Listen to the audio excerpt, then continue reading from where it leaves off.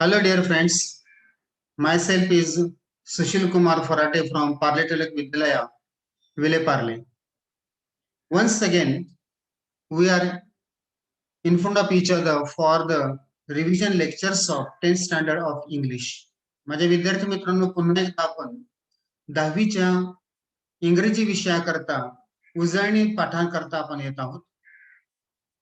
Now we are going to have question number 5, section 5, writing skills, that will carry 20 marks in all, and question 5 will carry 10 marks. As you know, in question 5A, you have to write formal or informal letter, and in question 5B, you have dialogue writing. Once again, you have options in question 5B. Either you have to write the dialogues in given way, or directly you have to write the bigger dialogues. We will see in detail. माझे विद्यार्थी मित्रांनो, प्रश्न 5व्याकडे, section 5 प्रश्न 5व्या ह्या प्रकाराकडे आपण येत आहोत. आता रायटिंग स्किल, पुन्हा एकदा मी सांगतो की रायटिंग स्किलचा हा भाग 20 मार्कांचा आहे, आणि आता आपण या व्हिडिओमध्ये फक्त प्रश्न 5वा पाहणार आहोत, जे 10 मार्क यात कव्हर करणार आहेत. पाहूया. प्रश्न 5वा ए लेटर रायटिंगचा असणार आहे. As you know, the information will be given there. Might be the advertisement, might be the leaflet. प्रश्न 5वा ए हा प्रकार तुम्हाला इनफॉर्मल किंवा फॉर्मल रायटिंग, लेटर रायटिंग, पत्र लिखाण हा प्रकाराचा आहे. यामध्ये तुम्हाला माहिती दिली असेल, त्यावर आधारित एक पत्र लिहायचंय, किंवा एखादी जाहिरात दिली असेल, मग ती दुकानाची असेल किंवा इतर काही बॅनर दिला असेल त्या बाबतीत असेल. बॅनर जसे काही योगा शिबिर, ब्लड डोनेशन कॅम्प, किंवा एखाद्या दुकानाची जाहिरात व ज्वेलरच्या दुकानाची असेल, किंवा अलीकडे जर आपण पाहिलं तर based on our textbook, the leaflet based on the tourism, पर्यटनावर आधारित एखादं लिफलेट दिलं असेल, मग लिफलेट कदाचित देशांतर्गत टुरिझमचं असेल, और it might be about the foreign countries. जो काही प्रकार दिलेला असेल त्यावर आधारित आपल्याला एक पत्र लिखाण करायचं आहे, आणि प्रश्न 5वा ए या त्याकरता तुमच्या इथे असणार आहे. त्याला 5 मार्क असणार आहेत. Now I am reading here the question for letter writing given here. What is the information given here? Let's see. Nowadays you notice that the condition of roads in your city is bad. The road is dangerous for vehicles and pedestrians. They are full of potholes. Minor major accidents are happening on roads. ही माहिती वाचून कदाचित तुम्हाला एक जाणीव झाली असेल आता की शहरातील रस्ते खराब झालेले आहेत. ते वाहनांना देखील, वाहन चालकांना देखील आणि पादचाऱ्यांना देखील, म्हणजे पेडेस्ट्रियन यांना देखील धोकादायक झालेले आहेत. They are full of potholes. त्यात खड्डे पडलेले आहेत भरपूर. आणि मेजर, मायनर, ऑब्लिक दिले त्याने, लहान मोठे मराठीत आपण त्याला म्हणू शकतो. मायनर म्हणजे लहान, मेजर म्हणजे मोठे, लहान मोठे अपघात घडतायत अशी ती बातमी दिलेली आहे. आता बातमीचा प्रकार नाही, एक माहिती दिलेली आहे, बातमी नाहीच ती, आणि यावर आधारित तुम्हाला एक पत्र लिखाण करायचं आहे. पहिला प्रश्न त्याने दिलाय इन्फॉर्मल लेटरचा. इथं मुद्दामून तुमच्या समोर पत्राचा नमुना देखील ठेवत आहोत आणि प्रश्न देखील तुमच्या समोर मांडत आहोत. इन्फॉर्मल लेटर या पद्धतीने. आता इन्फॉर्मल याचा अर्थ अनौपचारिक. In this, you have to write a letter to your friend, to your brother or our relatives. यामध्ये पत्र लिखाण आपल्या मित्रांना असेल, आपल्या नातेवाईकांना असेल, असे जे घरगुती पत्र लिखाण असतात किंवा मित्रत्वाची पत्र असतात त्यांना आपण इन्फॉर्मल लेटर असं म्हणतो किंवा अनौपचारिक पत्र असं म्हणतो. तो प्रकार असणार आहे. इथे अनौपचारिक पत्राचा प्रश्न दिलाय तुम्हाला, write to your friend about the condition of roads and the care to be taken. It is given in very short. फारच थोडक्यात हा प्रश्न तुमच्या समोर पुट केलेला आहे. पाहू या प्रश्नात काय सांगितलं त्यांनी. तुमच्या मित्राला तुमच्या भागातल्या, तुमच्या शहरातल्या रस्त्यांच्या परिस्थितीविषयी सांगा आणि काळजी घ्यायला सांगा. असं त्यांना पत्र लिहायचं आहे. Obviously, while writing the letter, just try to find out whether the address given there. पत्र लिखाण करताना प्रश्नामध्ये पत्रामध्ये पत्ता दिला आहे का? ज्याला पत्र लिहायचं आहे त्याचं नाव दिलंय का? जो पत्र लिहित आहे त्याचाही पत्ता आणि नाव दिले गेलंय का हे नीट पहा. जर दिले गेलं नसेल तर you have to write your imaginary address or you may write the address that you know better.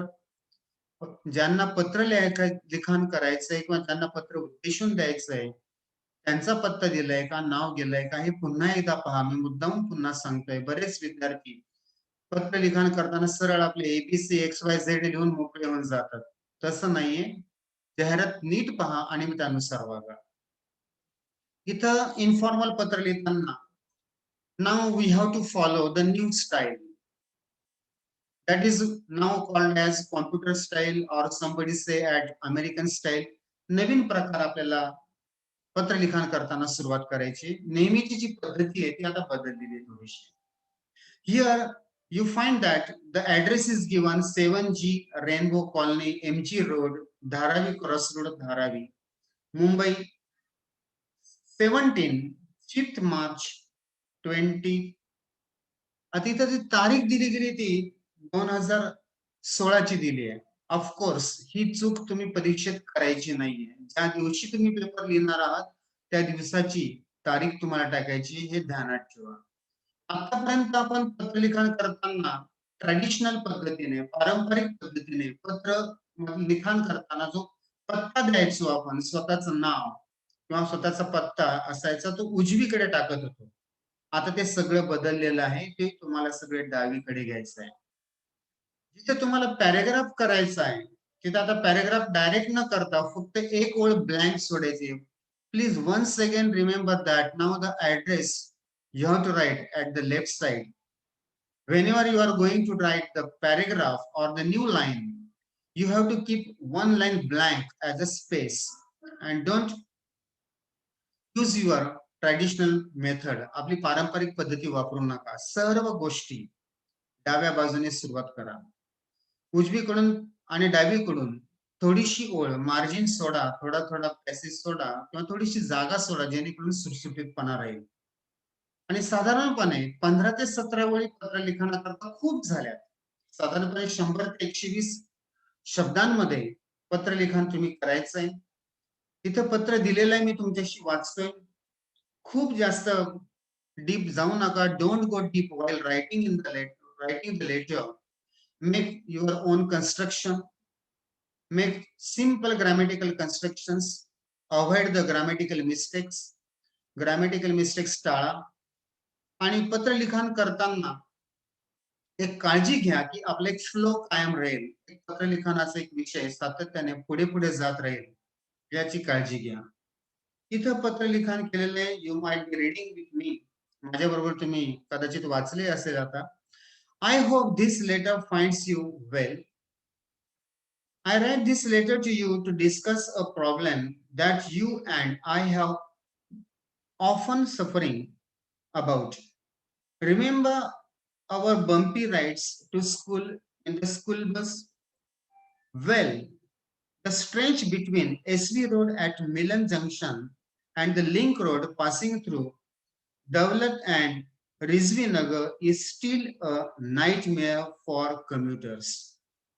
यात काय आता जड शब्द झालेले आहेत. मी मुद्दाम पत्र पूर्ण वाचत नाहीये.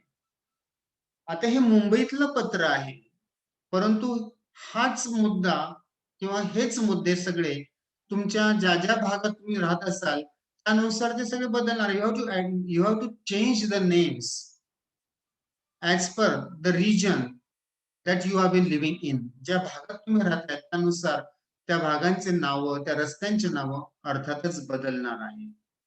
रस्ते खराब झालेत, बंकी झालेले आहेत, उंच सकल झालेले आहेत, त्यानुसार ते पूर्ण करा. आता याच्यामध्ये सांगितले त्यांनी इथं काही शब्द वापरलेत, नाईटमेअर फॉर कम्युटर्स, त्याच्यात 179 पॉट होल्स दाखवले. एक्झॅक्टली असेच असे शब्द हवेत असं नाही.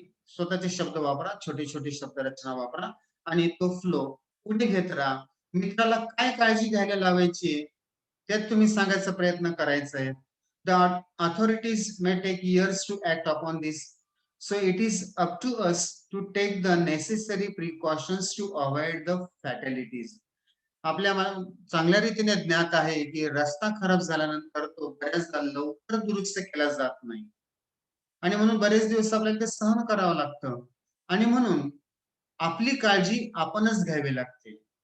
त्या अनुषंगाने यात असं म्हटलेलं आहे की ह्या फॅटॅलिटीज आहेत किंवा जे काही अपघात होणार आहेत किंवा जे काही मोठ्या छोट्या मोठे प्रकार अपघाताचे होणार किंवा प्राण जाण्याचे काही प्रकार असू शकतात, जखमा होऊ शकतात.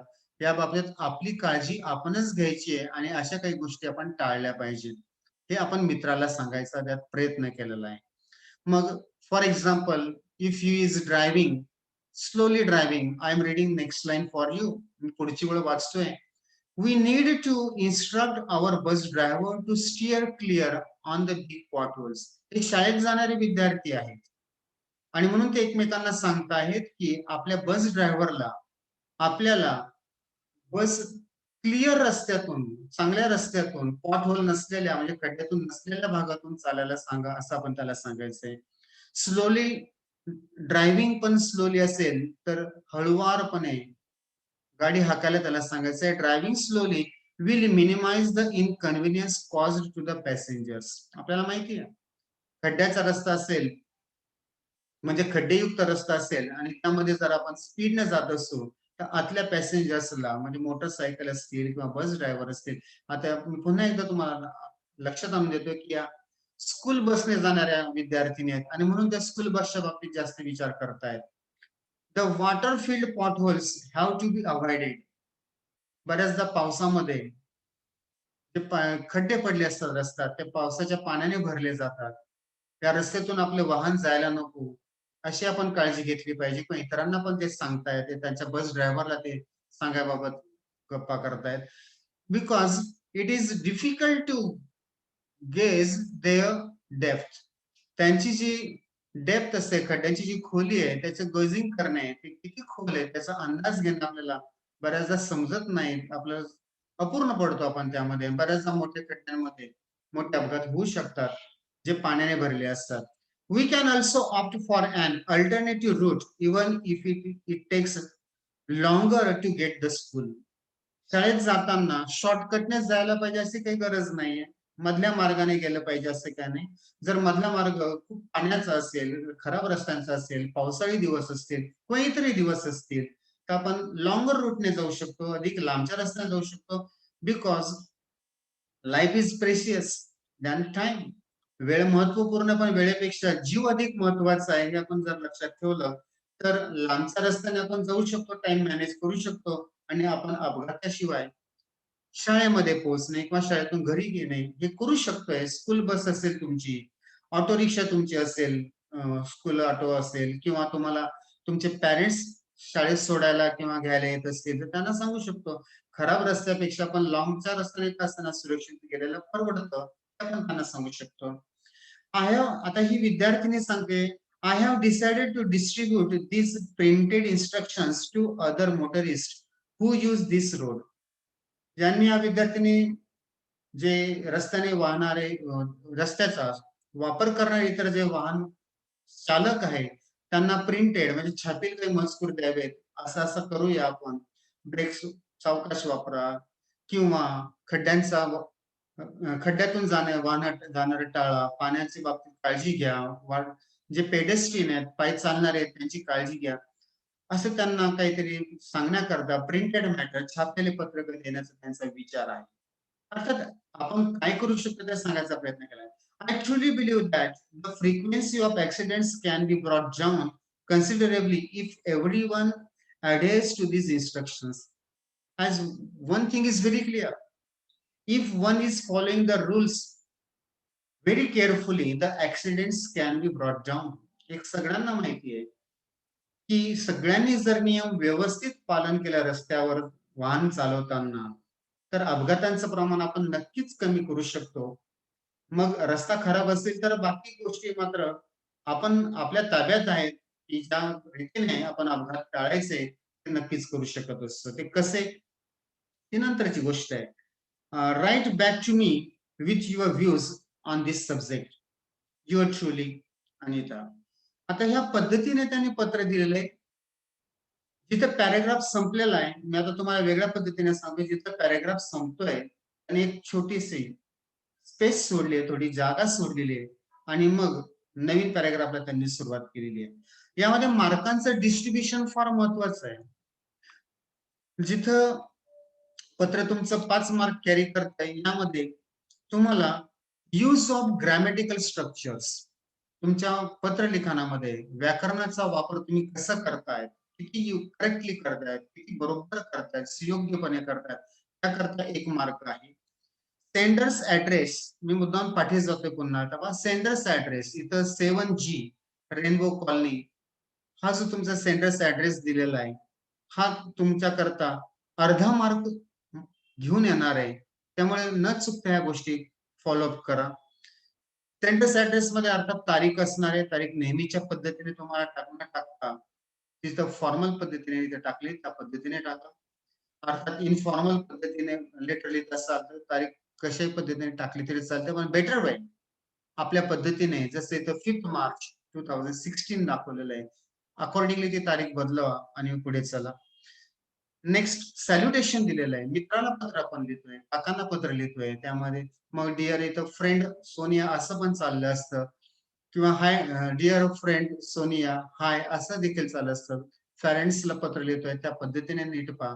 हे झालं सॅल्युटेशन आणि या सॅल्युटेशनला देखील अर्धा मार्क आहे. आणि मग main body of the letter जी सुरू होते तुमचं, I hope this letter finds, हे सॅल्युटेशनचा भाग झाला. आणि I write this letter to you, इथून पासून तुमची जी मेन बॉडी, पत्राचा मुख्य गाभा सुरू झालेला आहे. तो गाभा तुमच्या करता खूप महत्वाचा आहे. तो तुम्हाला 2.5 मार्क देणार आहे. त्यात चुका करू नका. हा जो गाभा आहे पत्राचा, 2 पॅरेग्राफ मुख्य केलेले, हा पत्राचा गाभा आहे, मेन बॉडी आहे, मेन स्ट्रक्चर आहे. ते तुमच्या 2.5 मार्कांचं असणार आहे. आणि closing, proper closing, yours truly किंवा युअर फ्रेंड. आता आई बाबांना पत्र लिहित असतो आपण, तर त्या पद्धतीने your loving daughter, your loving son, किंवा त्या पद्धतीने कोणास पत्र आपण लिहिणार आहे, काकांना वगैरे असेल तर युअर लव्हिंग निफ्यू किंवा युअर लव्हिंग नीस, या पद्धतीने आपण क्लोजिंग करू शकतोय. हा क्लोजिंग करता देखील तुम्हाला अर्धा मार्क आहे. असे टोटल हे 5 मार्क्स तुमच्या पत्राकरता असणार आहे. म्हणजे फॉर्मल पत्र कसं लिहायचं आपण पुढे पाहूया. हे इन्फॉर्मल पत्रकरता आपण आलेलो आहे.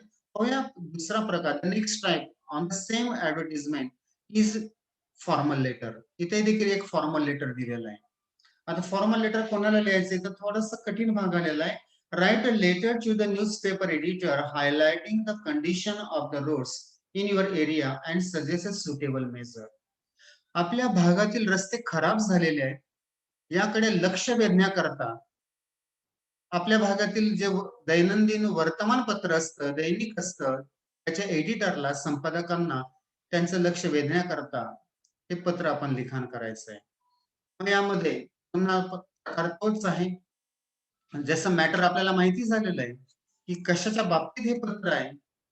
याच्यामध्ये मार्कांचं डिस्ट्रिब्युशन पुढील प्रमाणे असणार आहे. सेंडर्स ऍड्रेस अँड डेट, ज्यांचं जो पत्र लिखाण करणार आहे त्याने आपला पत्ता, इथं नाव अपेक्षित नाही आता, त्यांनी आपला पत्ता आणि आपली तारीख, त्या दिवसाची असेल त्या तारीख बदला, अकॉर्डिंगली टाका.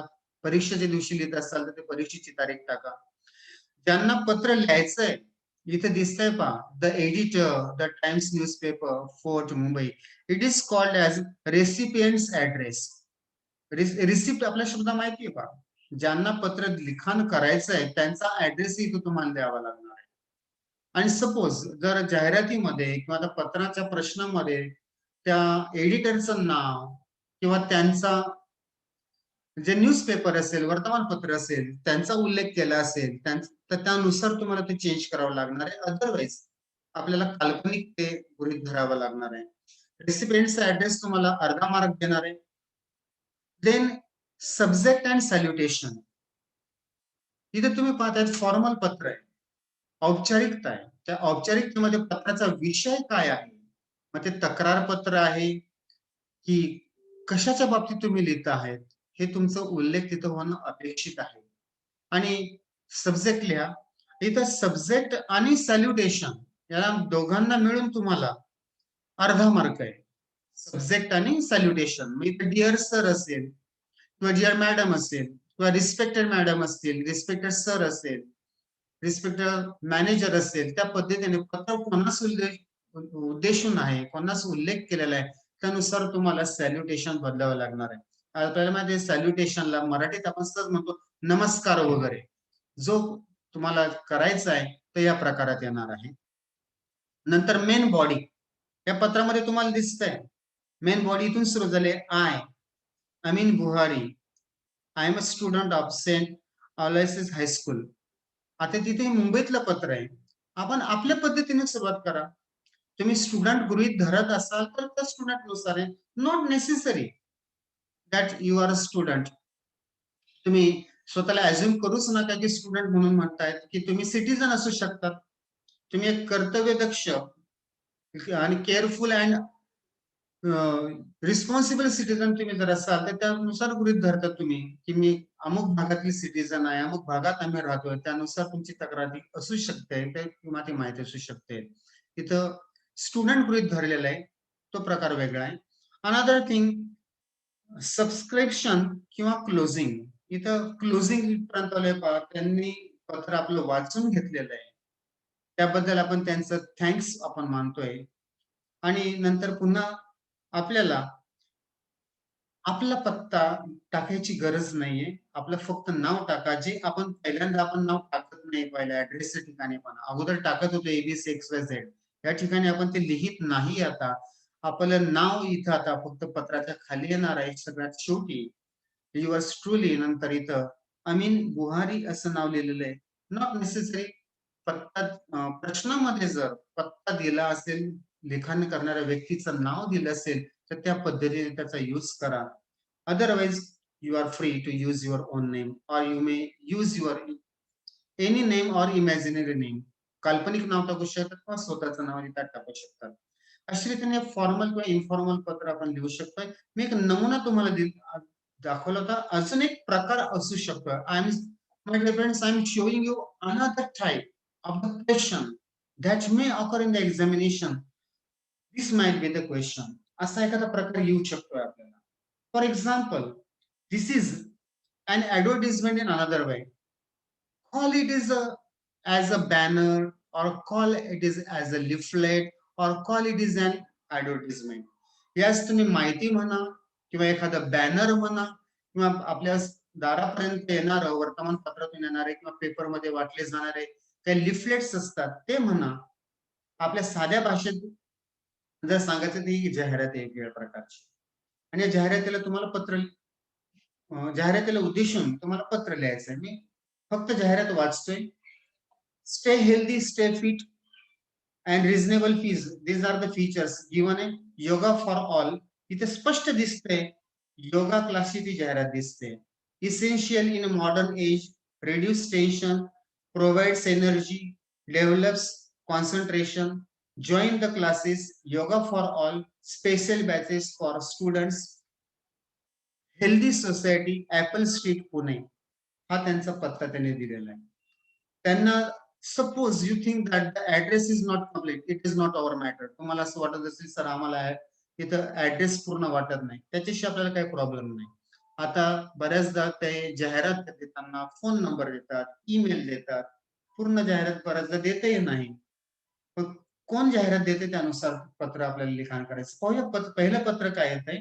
A1 मध्ये काय लिहितंय, write a letter to your younger brother telling him about the importance of yoga and advise to join yoga classes.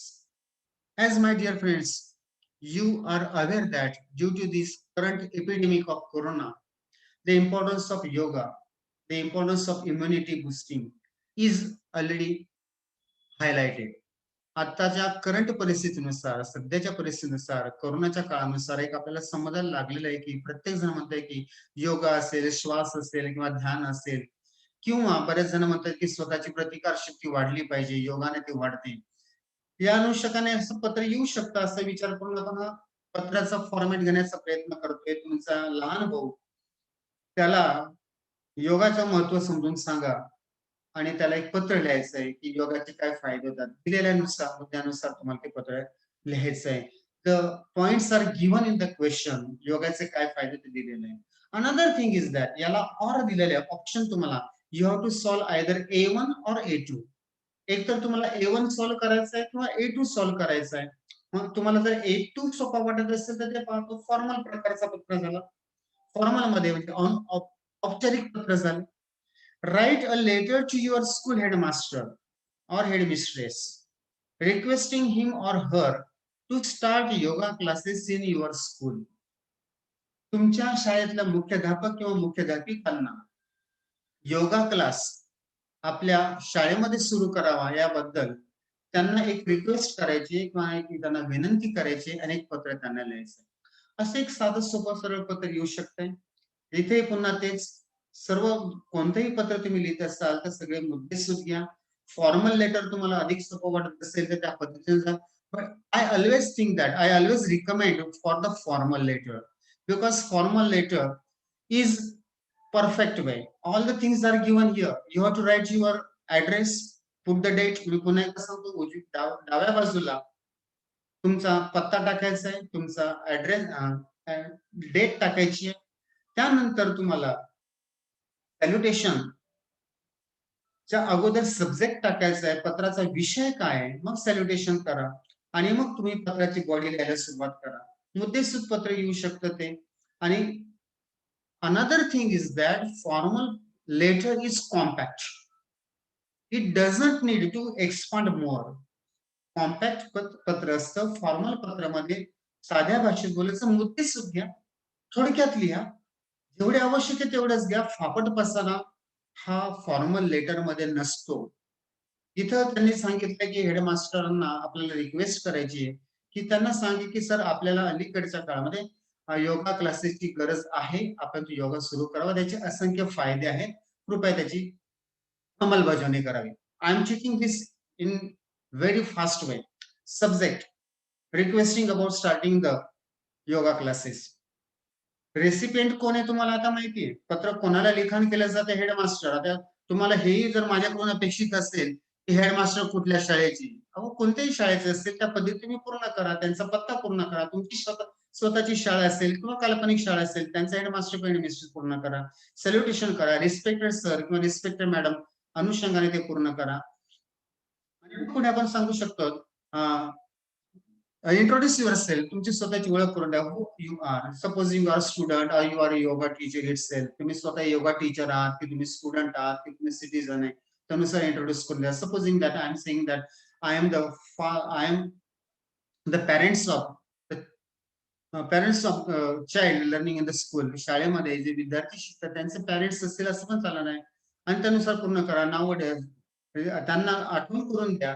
Nowadays it is the need of yoga for all one. It would be better to start yoga class in the school so the students can get the benefit of it and they can have the healthy life.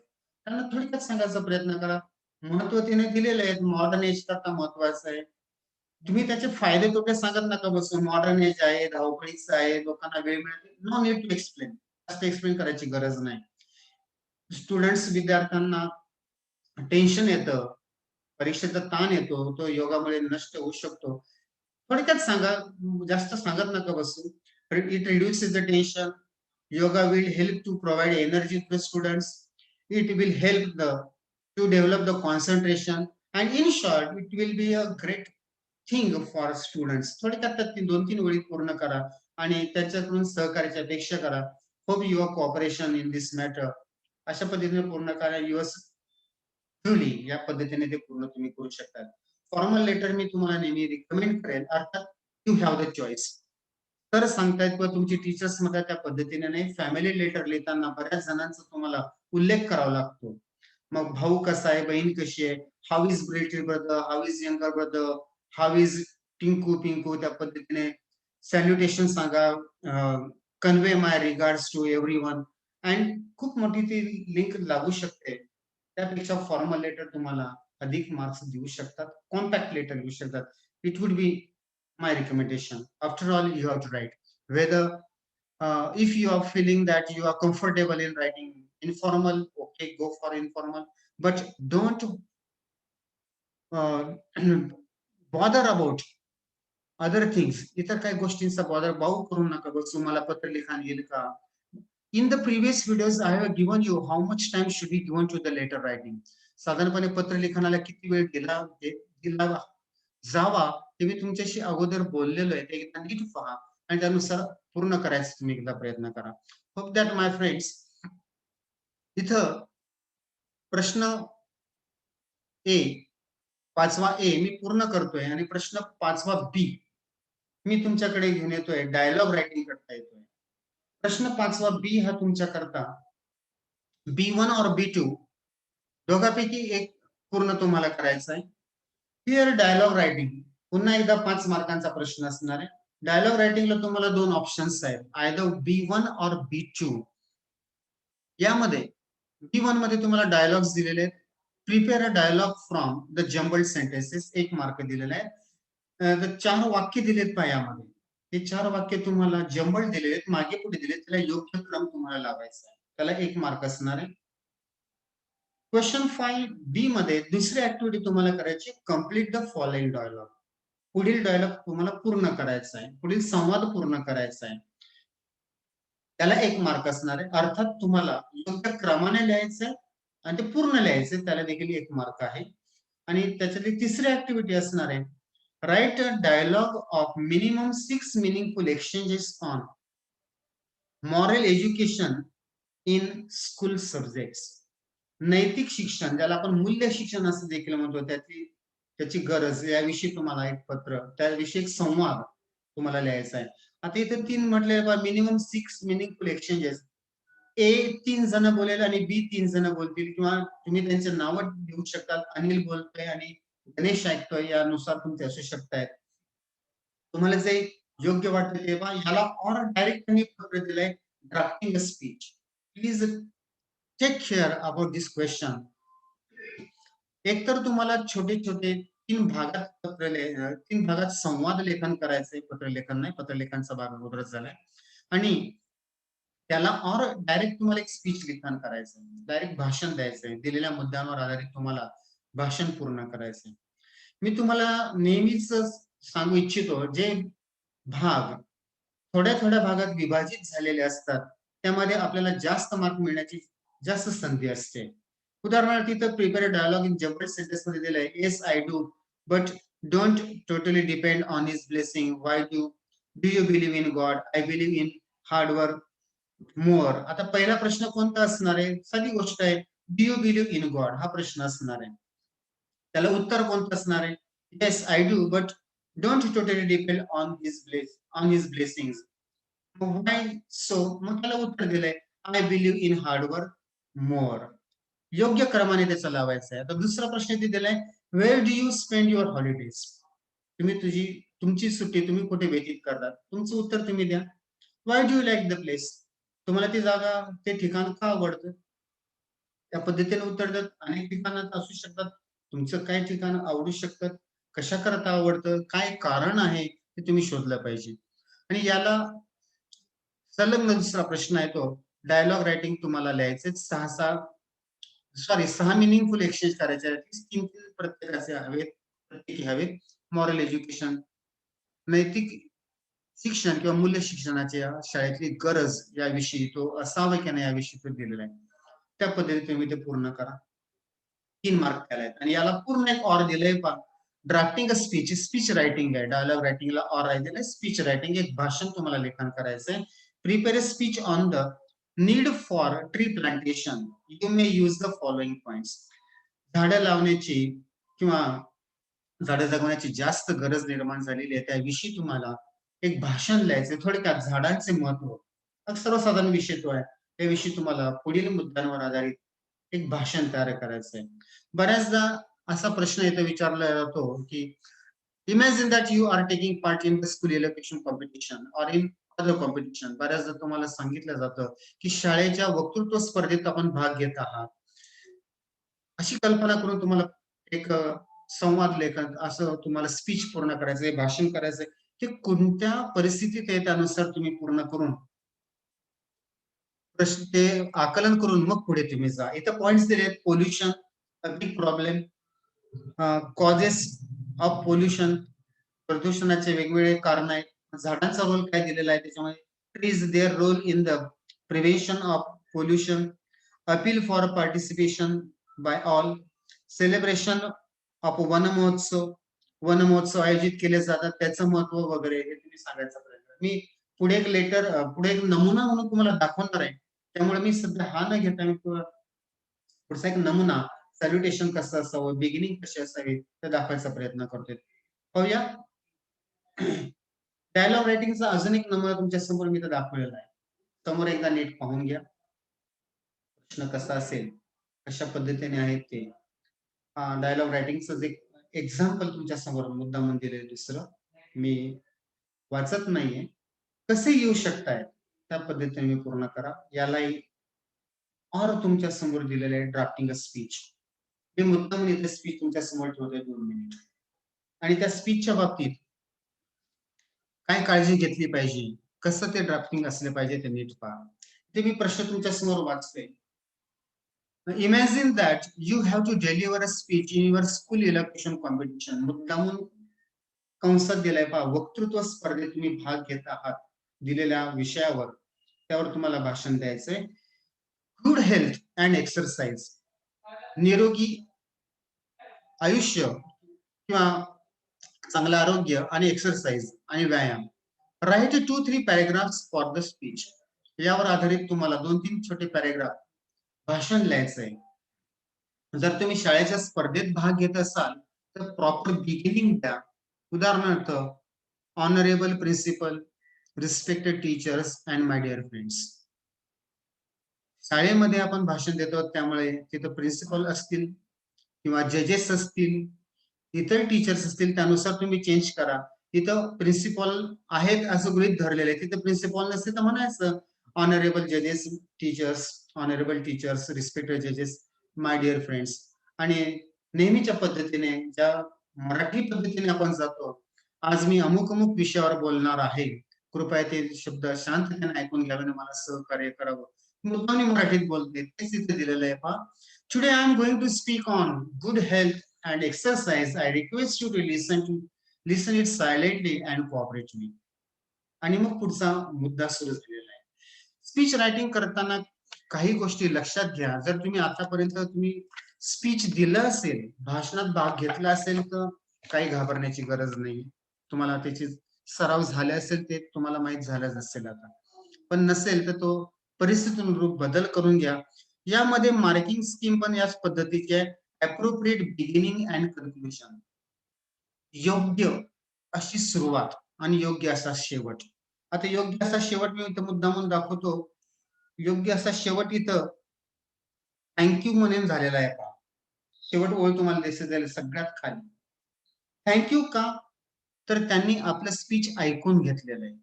हा big आता आणि honourable principal, respected teachers हा जो प्रकार दिलाय beginning मध्ये आला आणि थँक यू इथपर्यंत आपल्याला क्लोजिंग मध्ये आलं. याकरता तुम्हाला 1 मार्क आहे.